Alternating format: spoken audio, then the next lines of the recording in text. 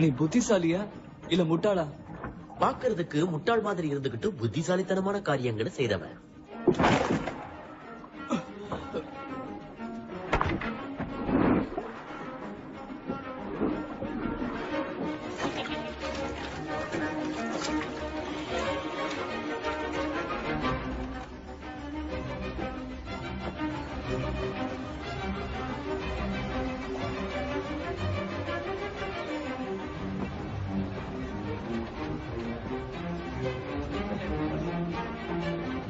எல்லாரும் அசையாம அப்படியே நில்லுங்க, நாங்க இத கப்பலை கடத்த போறோம். ஆயுதங்களை கீழே போடுங்க.